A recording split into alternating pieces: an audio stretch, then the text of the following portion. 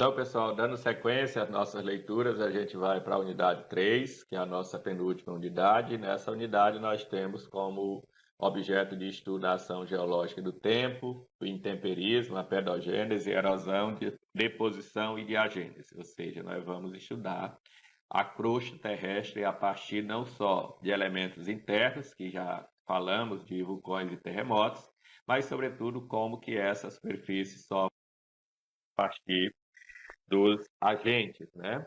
Então, quando a gente fala de ação geológica do tempo, nós vamos falar das feições da superfície terrestre. No caso, é o relevo, e a ciência que estuda isso chama-se geomorfologia. Então, o relevo terrestre ele compreende duas macrounidades. Nós temos o relevo continental e nós temos o relevo oceânico. O relevo continental, a gente tem as planícies, os planaltos, as depressões e as montanhas. Planícies geralmente são áreas de baixas altitudes, até 200 metros, onde o processo de erosão ele é inferior ao processo de sedimentação. Planaltos já são áreas acima de 200 metros de altitude, até cerca de 1.200 metros de altitude, onde o processo de erosão ele é maior do que o processo de sedimentação.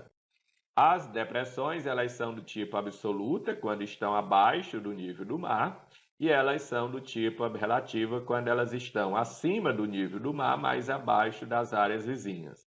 E as montanhas são as elevações acima de 1.200 metros, que geralmente apresentam feições irregulares. Nós temos predominantemente as montanhas da era Cenozoica, resultante do deslocamento das placas tectônicas, que não significa dizer que eu não possa ter planaltos acima ou não ter montanhas cristalinas, né? No caso brasileiro, por exemplo, nós temos a presença de algumas áreas com altitudes superiores a 1.200 metros, mas que são de formações antigas.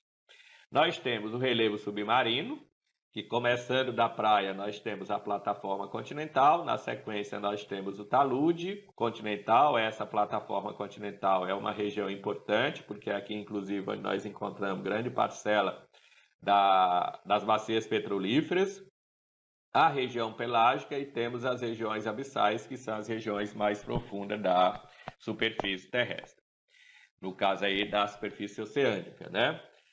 Essa estrutura topográfica, ela não é uma estrutura estável, ela sofre modificações.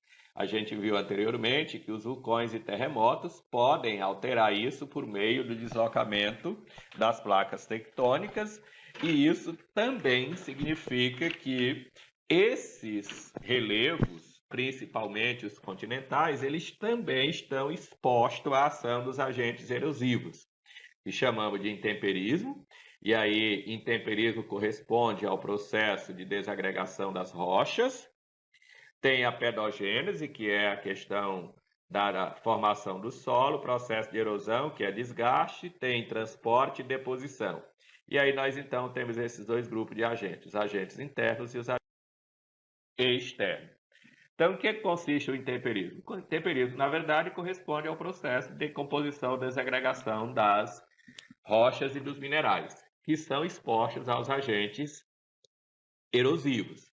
E aí nós trabalhamos com dois tipos de intemperismo, né? O físico, quando ocorre com a variação térmica ou da temperatura e, portanto, da atmosfera, e o químico, quando ocorre com a presença da água. Então, no intemperismo físico, geralmente nós temos a desagregação, e no químico, geralmente, a deposição. Ou melhor, a decomposição, desculpe. No que tange a pedogênese, nós vamos buscar a pedogênese, ela vem da pedologia, que é a ciência que estuda a origem e a formação do solo e, portanto, a sua composição também. E o processo de formação do solo é um processo de decomposição da rocha matriz até chegar a um solo propriamente dito. Então, aqui, quando nós temos a ação dos agentes intempéricos, eles vão provocar a desagregação das rochas, ou decomposição dessas rochas. Na medida que esse processo de desintegração vai sendo intensificado, as condições de existência de matéria orgânica na rocha, elas vão sendo também propiciadas.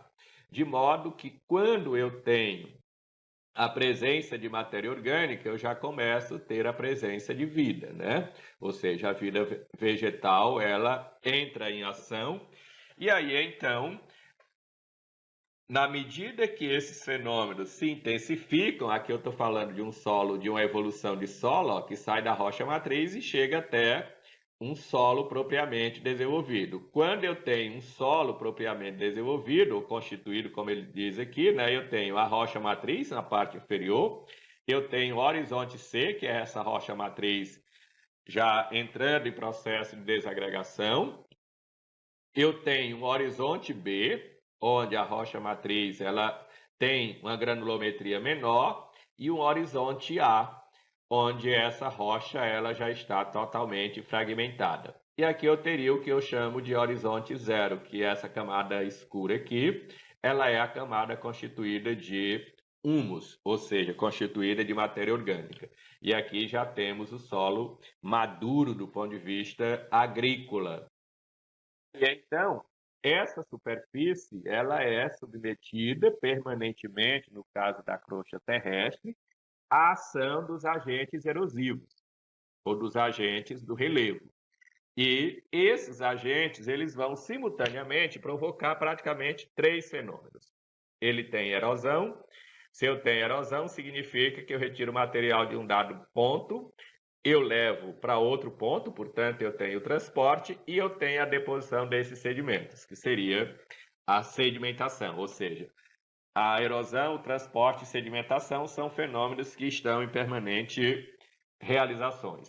E aí, o que compreende a erosão, ou o que denominamos de erosão? Nada mais, nada menos do que a perda da camada superficial da litosfera, que entendo aqui como sendo solo, né? Geralmente, essa camada ela é rica em matéria orgânica, né? E é nela também que temos a presença da chamada microfauna edáfica, que aqui chamamos de vida microbiana e a vegetal.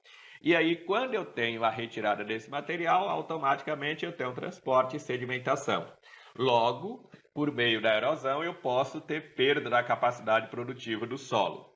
Quem são os agentes que provocam essa erosão? Eu posso ter a água, que chamaríamos de erosão hídrica. Se for da chuva, chamamos de erosão pluvial. Se for dos rios, chamamos de erosão... Quando eu tenho provocada pelo gelo, eu chamo de erosão glacial. Se é o vento, é erosão eólica. Se é do homem, é ação antrópica. Isso significa que nós temos aí um conjunto de agentes trabalhando nesse processo de modelagem da superfície a partir desse fenômeno. A diagênese corresponde ao processo de consequência das ações erosivas, que vai dizer respeito ao fato de que, quando eu tenho erosão, significa retirada. Se eu tenho retirada, eu tenho transporte e eu tenho sedimentação. A diagênese é o termo que a gente usa para dizer que houve mudança na composição dos sedimentos no local em que ele foi depositado. Ou seja, nós tínhamos pedregulho, depois veio areia, né?